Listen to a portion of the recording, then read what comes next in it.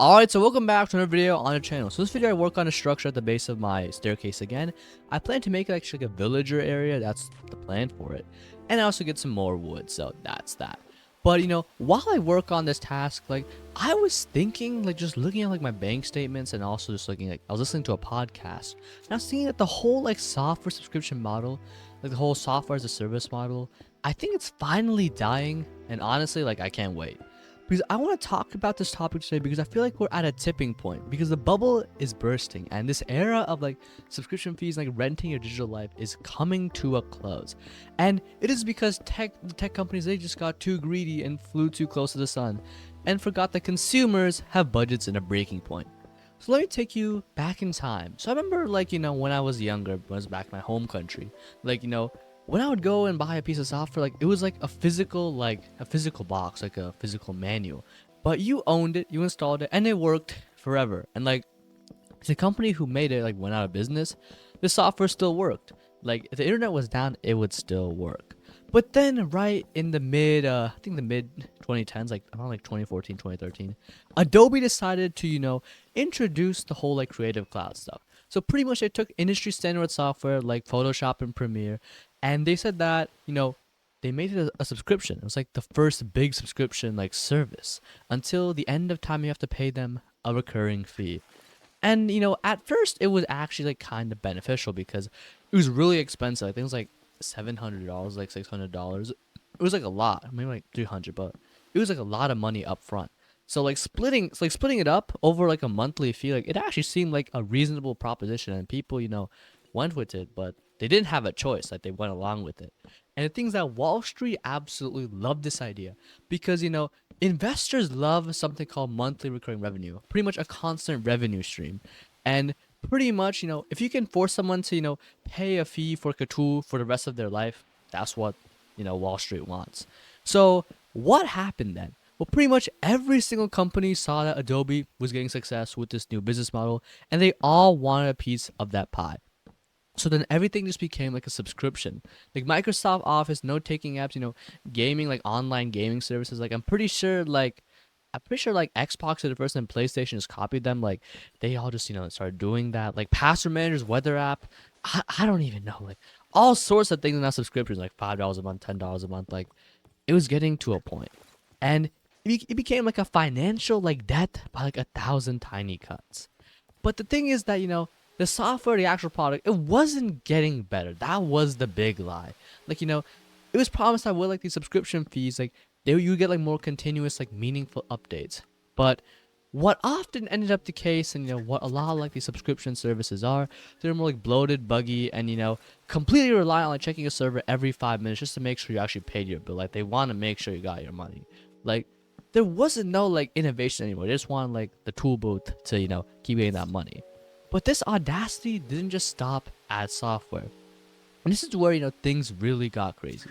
So the tech industry got so addicted to the subscription model that they started trying to put subscriptions into actual, physical stuff. Remember when BMW tried to charge, a fee just to do the heated seats in, their own cars? And Tesla, already does. You need a subscription for, a bunch of stuff that's already, baked into the car. The thing is that, the customer, they already paid for the parts of the car, the leather, wiring, the car itself. But BMW and Tesla, they had BMW was going to have this, but Tesla, you have to pay a monthly ransom just to use a service, not a service, a feature already in your car. And what about printers in HP specifically? HP literally pioneered the art of making you hate them. They introduced printers that literally refuse to scan a document to your own computer if you aren't subscribed to their own program. That was a big thing. And they pretty much ensure that third-party cartridges, they just don't work. They're bricked with firmware updates. And let's not forget that one interview with the CEO of Logitech, who was unironically talking about a forever mouse, a mouse that you'd pay a subscription fee just to use, a mouse. Just think about that, a subscription fee to use your own computer mouse. That's just ludicrous. These businesses, they lost their mind. They were detached from reality. And that is exactly why, this model is starting to collapse right now. Like, you can only squeeze a customer so hard until they just walk away and find an alternative.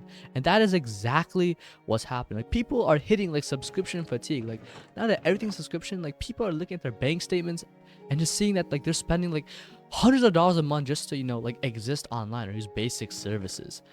And is in like this current economy where the cost of living is definitely going up, paying a monthly fee like on stuff that doesn't really need it, like that's probably the first thing that people are like, I should probably get rid of that.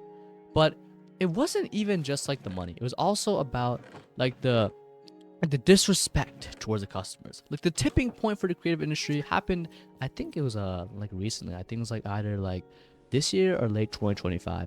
But with the whole like stuff about the Adobe terms of service. So pretty much Adobe quietly updated their terms of service, pretty much giving themselves the right to scan like local user projects to train their own generative AI models. And if you didn't agree to the new terms, you couldn't use their products. But worse, like, you couldn't even like actually access like the method to uninstall it or to cancel your subscription without agreeing to the terms first. And like, it was literally like, it was like taking a hostage. And, obviously it did not work out so well for them because, there's a lot of criticism. And, people realize with this, like, the fatal flaw of like the software model is like, you own nothing, you control nothing. And, the landlord in this case, like the business or like the producer behind the software, they can change the lock whenever they want. And this is where the free market, truly did its intended job for once.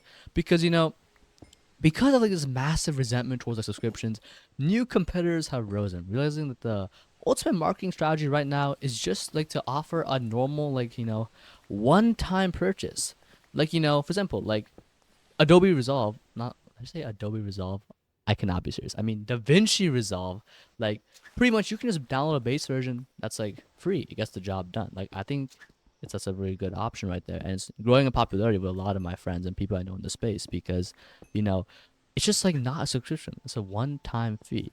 Like, no one wants to pay Adobe $60 a month when they can buy like a superior, more stable program and just like, just use it. And even like, the tech giants are realizing that the companies that built their entire modern identity on this recurring revenue, they're realizing that they have alienated their user base, and that's definitely an issue for them right there. Like, this software as a service bubble is bursting because of the fundamental math that it relied on infinite growth. Like, investors demand that these companies acquire new subscribers every single quarter, but there are only so many people on Earth and only so many people who can afford these things. And once a company runs out of people to subscribe, the only way to satisfy the investors is to raise the price on existing users, and that just caused the users to quit. And we, the users, are just exhausted at this point. Like, we're tired of like dark patterns. Like, what I'm talking pretty much. Like, when we try to cancel subscription, you have to go through a bunch of headaches and a bunch of menus just to cancel it. They're trying to make it as hard as possible because they want to keep your money. Like, it shouldn't be that hard to cancel like a PDF editor subscription. Like, that was something pretty crazy. And we're also seeing the death of this model because the alternatives have finally caught up. Like, open source software is in its prime time right now. Like, Blender, OBS, Linux, like Affinity. I'm not sure if it's open source, but I think it is. But what I'm trying to say is that open source software, like, it's in its prime right now. Like, it can get the job, like, very well done. And it's like a massive, like, correction to the market, what's going on right now. Because, the companies that refuse to adapt, that desperately cling to this, these ridiculous subscription models, like, they're going to bleed users until there's nothing left. And the companies that treat their customers like actual human beings, not just like ATM machines, they're going to be the ones who actually survive. And I want to have like a positive video because I feel optimistic about this. Like, for the first time, I see like the customer is actually winning in the balance of the tech industry. Like, we voted with our wallets pretty much, and looks like it might be working. So yeah, that's my thoughts for today's video. If anything, let me know. Just drop a comment, and yeah, I'll see you next time.